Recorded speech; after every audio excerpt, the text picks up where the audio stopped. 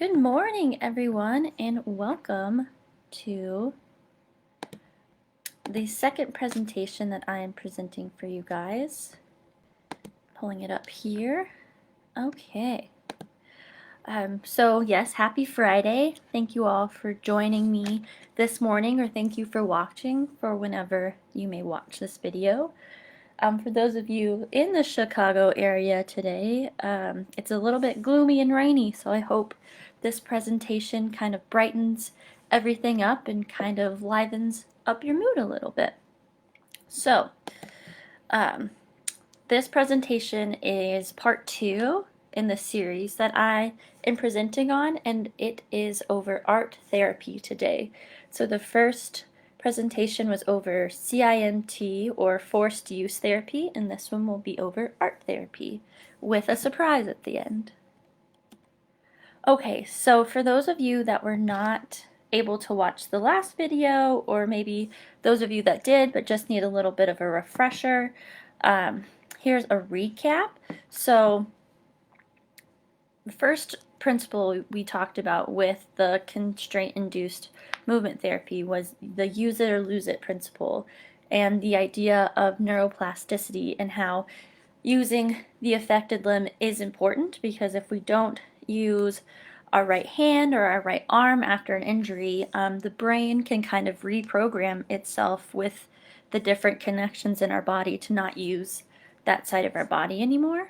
So truly the saying use it or lose it really comes into play with neuroplasticity and with stroke rehab. Secondly, practice. We talked about practicing a specific task using an affected limb over and over and over again. The saying practice makes perfect isn't necessarily what we're going for, but practice can make permanent. So it's good to keep in mind that repetitions and not taking as many breaks when performing a task, specifically for retraining the brain, is very important. The third thing we talked about, and it was highlighted a lot, is this concept and principle of restraining your side that you use more, so your stronger side. So you want to restrain that side using like a mitt or a strap or something, so that you have to use your other side. You're forced to use that affected side. And then lastly, it's what's important. So when restraining your unaffected limb to work on a side or to work on something that you struggle at, it's important to focus on what's important and what's functional. So, like I said last time, waving your hand around aimlessly in the air is maybe not something we want to go for, but continuously practicing picking up a cup and moving that around might be something that you really want to do. So last time I did get a little feedback as to why I chose to present on these topics and why I chose to present to you guys. And it's really that I enjoyed learning about what happens during a stroke, and listening and working with stroke survivors. And I've had, like I said, the opportunity to work with people in their stroke recovery and in the stroke survivor community. And I was really touched and in awe of how hardworking and unyielding you all are. So that's one reason I wanted to work with you all.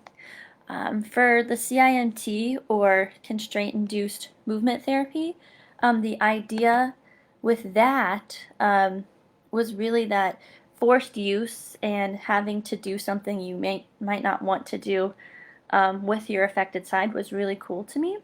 And after I tried it myself, I thought, wow, this really works, and people should know about this and try it if they haven't already. So that's why I presented on that.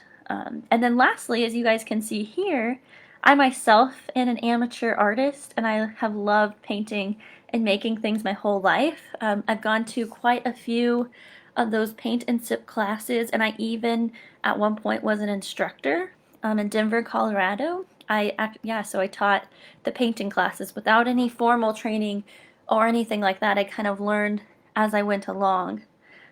So me creating art has just it's just something that I like to do, and I think that it's a lot of fun, and you can try new things with art, which is something that I love. So once again, Thank you all for going on this awesome journey with me, and hopefully you've learned something already, and if not, hopefully you can learn something by the end of this presentation as well. So here are just a few of some sayings that I found that I really liked, that I thought were applicable to what we've been talking about and to the process of art and art therapy. So let's start with this first one. Creativity takes courage. You guys, and I mean, really, to come out of something as traumatic as having a stroke or having some sort of brain injury, that's courageous all in and of itself. And so creativity, I think, is something that will just come naturally to some of you guys. Art is not what you see, but what you make others see.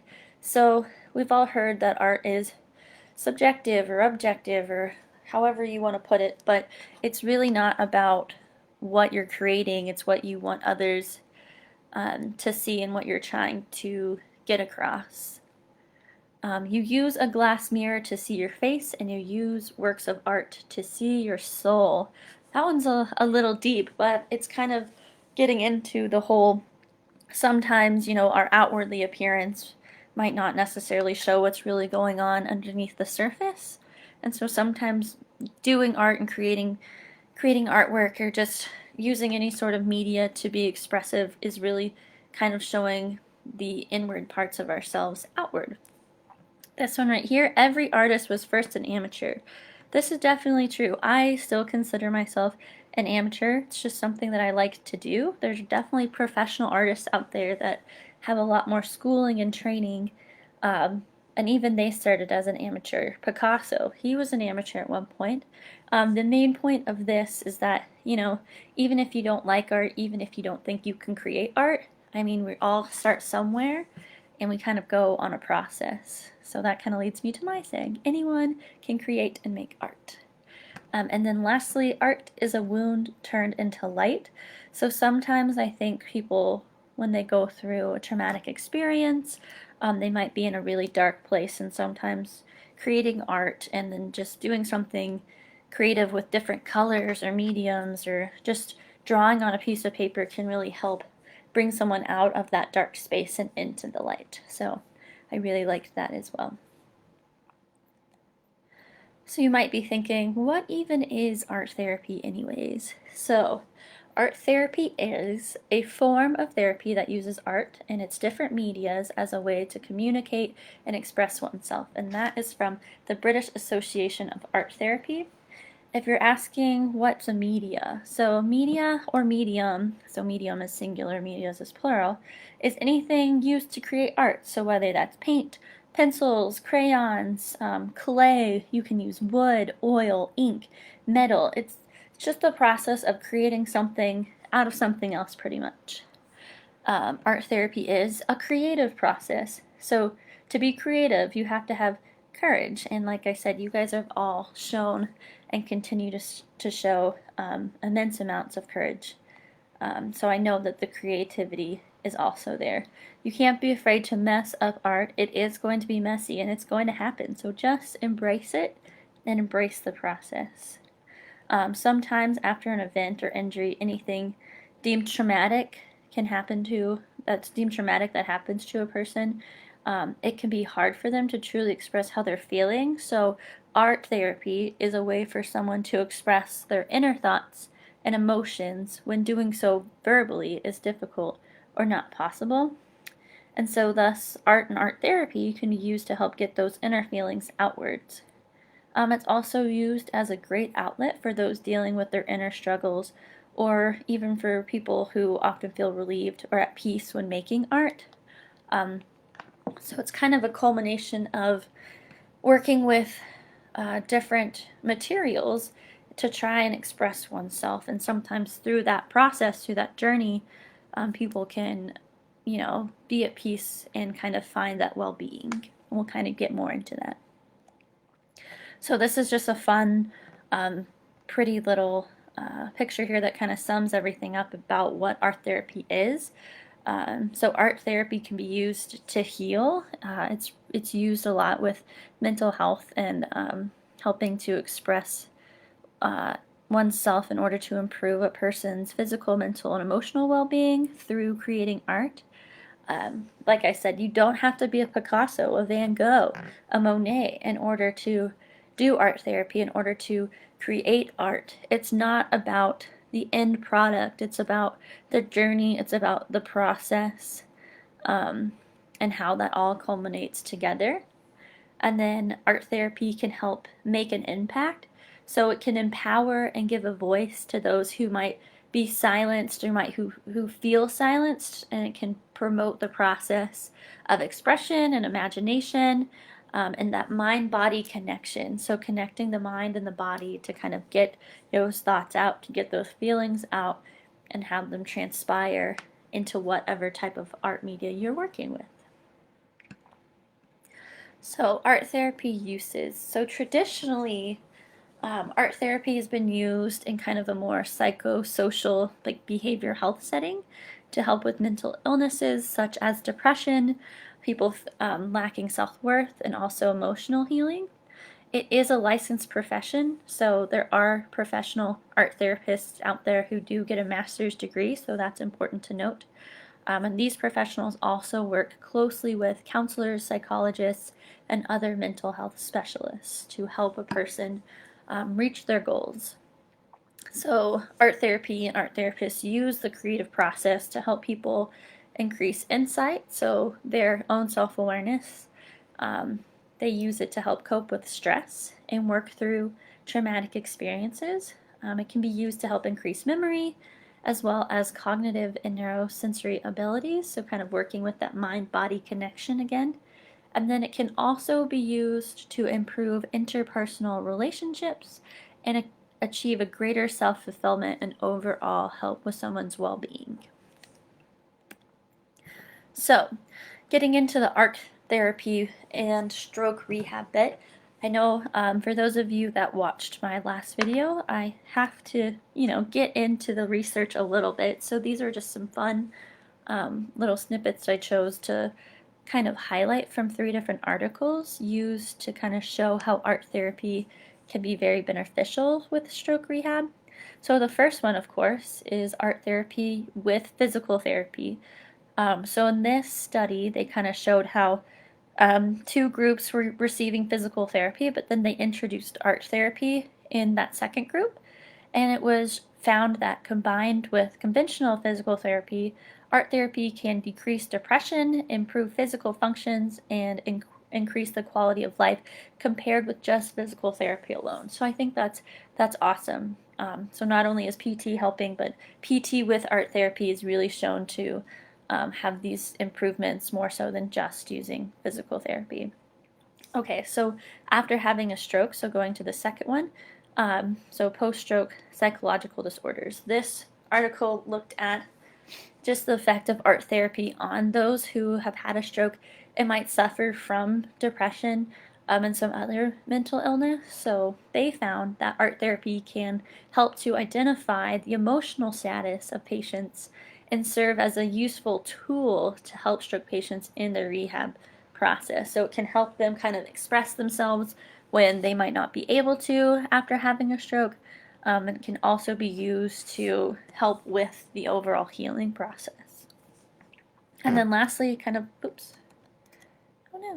lastly, the psychosocial well-being. I think we've touched on this a little bit already, but this article just kind of highlighted the fact that participation with art and art therapy may enhance the self-efficacy and positive influence of emotional well-being that comes from creating art. So with doing this art therapy and with people participating in the process, it really kind of helped them be able to kind of really feel like they can express themselves by themselves, and also kind of helped their mood and give them a more uplifting emotional status, and really affected their overall well-being to be more positive than just traditional rehab therapy. So with art therapy, it doesn't have to just be painting, doesn't have to just be drawing. It can be pretty much anything. So you can use clay. This is, someone making a pot, but you can just take a ball of clay and just mold it into your hands to create something. Painting, of course, I have to talk about painting, but this lady or person has chosen to kind of just express what they're feeling with the purple heart and a blue sky. And then lastly, this image down here, I believe, was created by using different types of materials. So we have like the paper, we have like splatter paint, some markers. I believe it was done on felt. So they used all different types of materials to really kind of express what they were feeling and to create this work of art. So this is just used to highlight the fact that you don't have to just stick to one type of art with art therapy. You can kind of make it whatever you want to be. I'm showing you guys this just to highlight the fact that large organizations are also using art therapy as a recovery tool. So back in 2018, the American Heart Association put on this event, the Strokes for Stroke. Some of you might have heard about it. It was done in Louisiana, and it was just like a large gathering of stroke survivors and their caregivers, and they just decided to paint. And there was a lot of great feedback from this event. Sadly, I think with the COVID pandemic, I think that kind of threw a wrench into them planning more events like this, but the point is that things like this and art therapy with stroke rehab are happening, are useful, are beneficial, and are being done on a large scale. So, putting it all together. So last time we talked about the constraint-induced movement therapy or forced use and how that can be used to increase function by restraining the unaffected side. And then today I talked about art therapy and how that can be used to improve well-being, mood, and enhance the recovery post-stroke.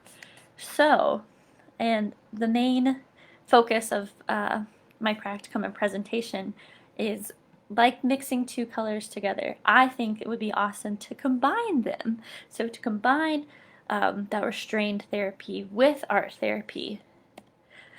So without further ado, I'd like to introduce our next activity, and that is the grand finale, the painting with a restrained twist. So when is this painting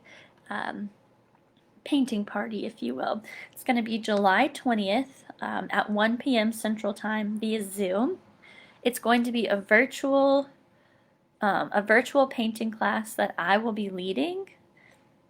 Sign up is required just so we can get a head count, so we can get supplies to those who need supplies, and also so that we can send you the Zoom link. So here is the Zoom link to email Mary Lee. You guys can also message us on Facebook, but email would be preferred. So there's the email. I can provide that all on the Facebook page as well. Supplies will be mailed to those first come, first serve. If you already have supplies, that's awesome. Like the more the merrier. But if you already have like some art supplies or paint, that would be great. But you still will have to email Mary Lee, or you can reach out to me so that you're able to sign up and we can send you the Zoom link. And all of this information will be provided later on the Facebook page as well. So you might be asking, okay, well, what are we going to paint and how are we going to do this? I have selected this fun summery snack painting that I think would be awesome for us to do. It's going to be in July. It'll probably be really hot. Watermelon, for those of us that like watermelon, will be on the brain. And this is a really great painting to kind of just start with because we'll be using large brush strokes. You can kind of make this whatever colors you want, but this is also great because we're only really using 3 to 4 colors, including black and white, but we'll be using red, white, green, and blue with the option to include black. But if you guys want to use other colors, feel free, but those are kind of the main colors we'll be focusing on. So once again, thank you guys. Please sign up through email for the painting class. It's been a pleasure being able to present this information to you all. And if you have any questions about the CIMT, about art therapy, about creating art, about the painting class, whatever it may be, please feel free to email myself. You can Facebook message me, and please, please, please email Mary Lee for the painting class. And we'll also be sending out something via email for that as well, but it's just important so you can get the Zoom link. And so we have an idea of how many people would like to participate. Thank you, and enjoy the rest of your Friday and your weekend.